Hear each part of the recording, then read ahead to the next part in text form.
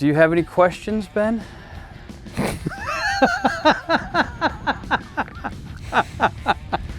You know, one of my favorite things about being able to travel the country and fish all these different bodies of water is finding some hidden gems. And today, we've sure enough found one for you. We're in Covington, Virginia on Lake Muma. This place is absolutely beautiful. It's got giant smallmouth, big largemouth, everything that you could ask for in a fishery. We're with our good friend John Cruz, Elite Series Pro, and I've got Byron Childers with me. He's one of the top swim bait experts in the game. We're throwing the Spro Chad Shad 180, and we're throwing a giant bait. Gonna be a lot of risk, a lot of reward. Y'all stay tuned.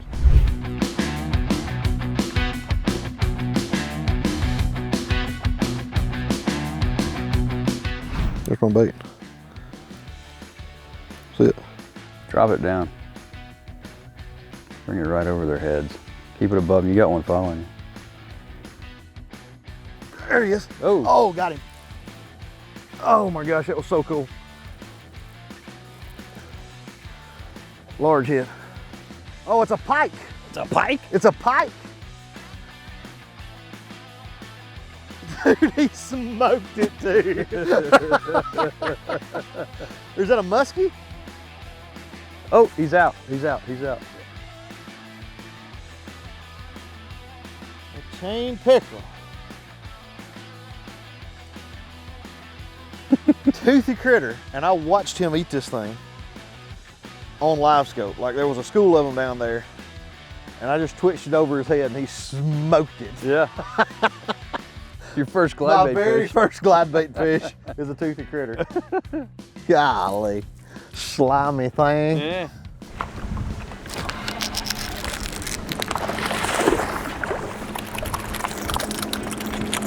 Go on, do it. It's done. Go on, do it.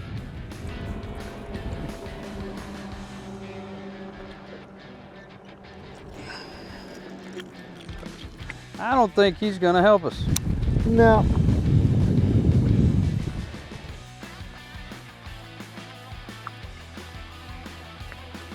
Yeah, we're gonna call that one.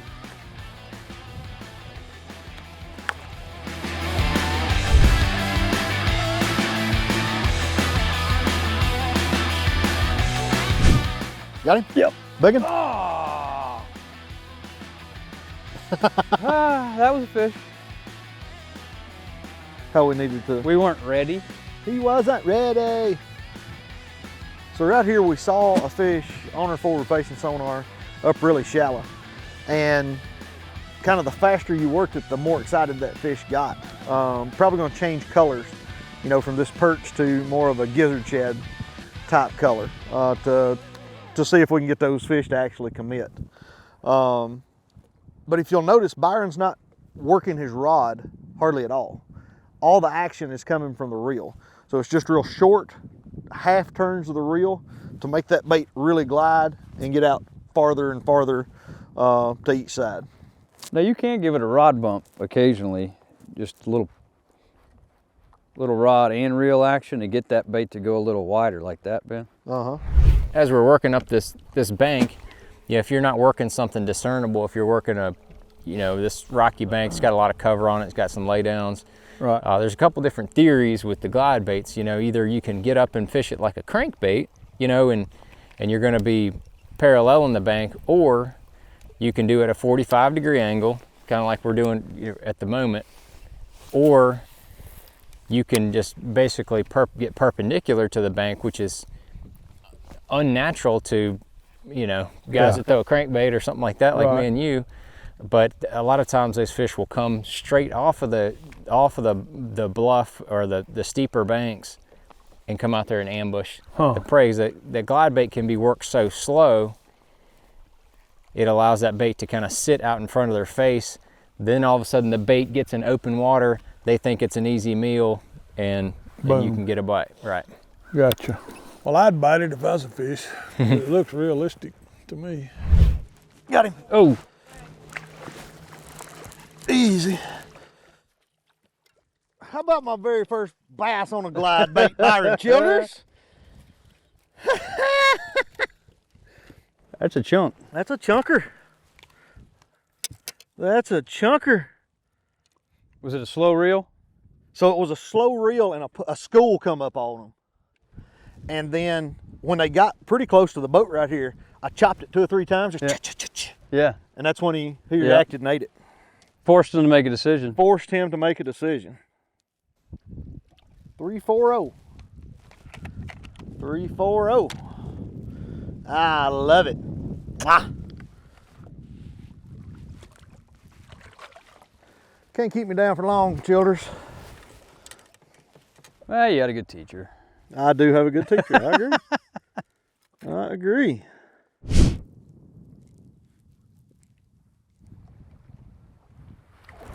That was about a 4-pounder. He ate it at the surface. The bait come up, he followed it, and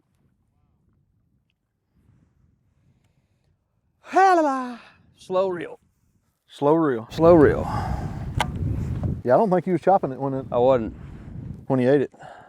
You know, fishing this glide bait, it's one thing that I'm gonna have in my arsenal all the time because it's gonna get you a big bite. If you just look at how this action of this bait is and how big it is, you may not catch any 1-pounders, but it's a good opportunity to catch a really big fish.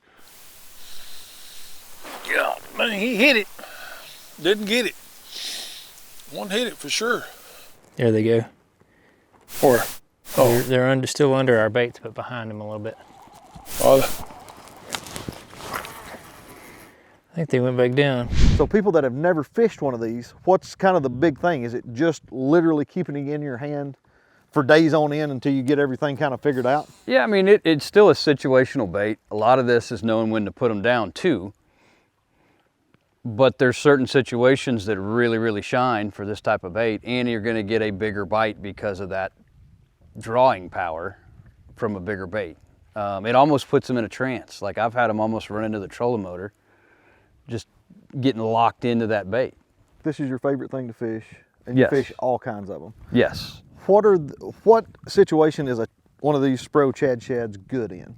Like you have a ton of different soft plastics that we use in different situations. Obviously, this is not a one-size-fits-all swim Correct. bait.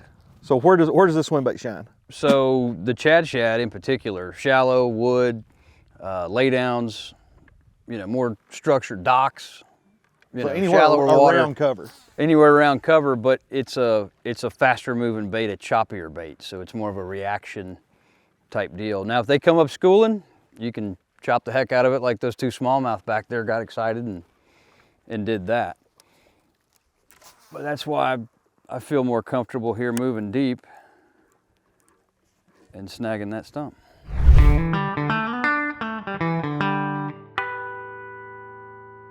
you look at yourself, you're at a point in your life where you're gonna make a decision here in a couple of years about what you're gonna do.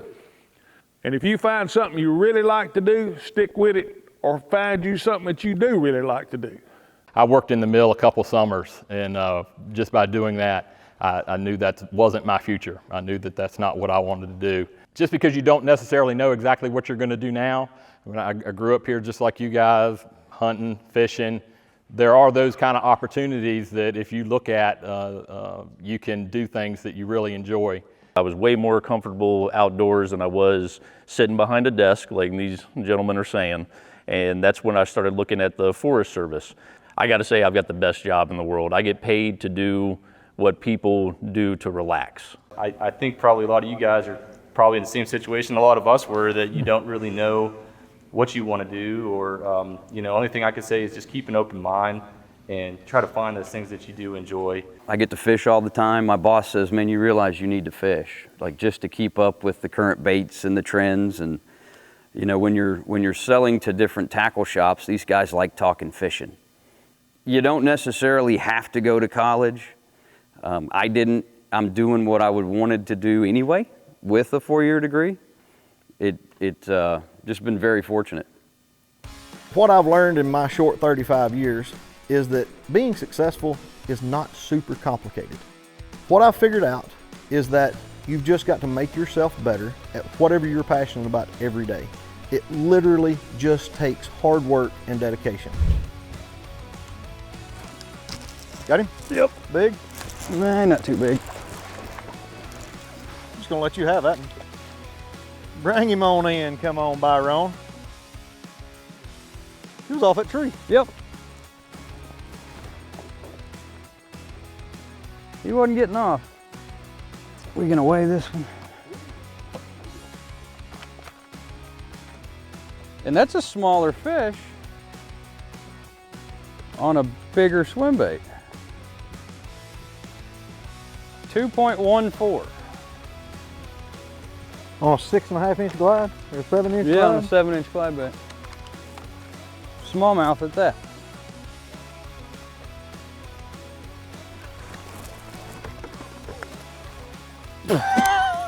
Finish your cast. Finish your cast.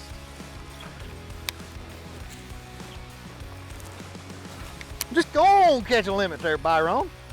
Come on now. Come on now. They'll keep getting smaller is the only problem. We'll get bigger on the point.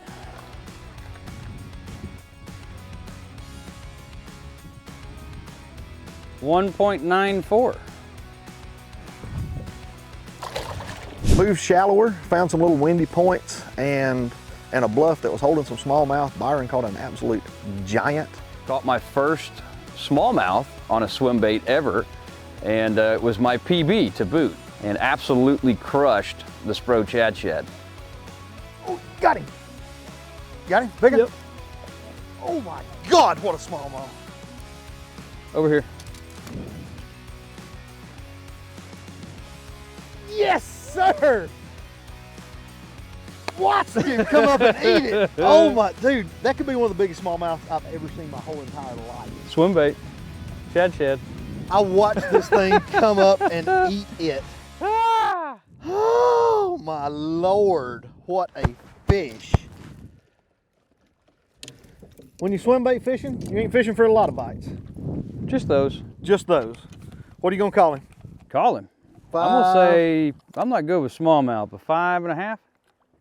564. 564. Dude, that's my PB smallmouth. Oh, 564, dude. Yeah. Overall, a great day on the water. I ended up catching a 3-pound largemouth, 2.5-pound largemouth, something like that. So Ben caught a few, I caught several, and caught a lot, and had a blast. This place is awesome, can't wait to come back. I'm definitely gonna keep this Spro Chad Shad tied on and in my boat at all times. Given the right situation in a tournament, you can absolutely catch a giant, upgrade your bag a ton, you know, right before weigh-in, those afternoons on those windy points, that kind of thing.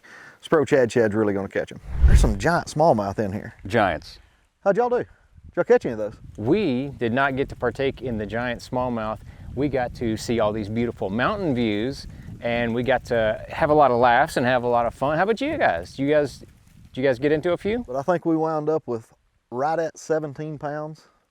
3 of those brown fish. Byron caught his PB brown fish. How big was that?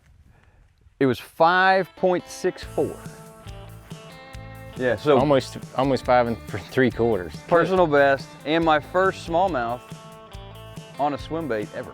I mean, that's an awesome looking bait, you know, and I know people catch a lot of fish on big swim baits. This new Spro one is affordable, and it's designed by, I guess, the best guy in the industry as far as those kind of baits are concerned, right?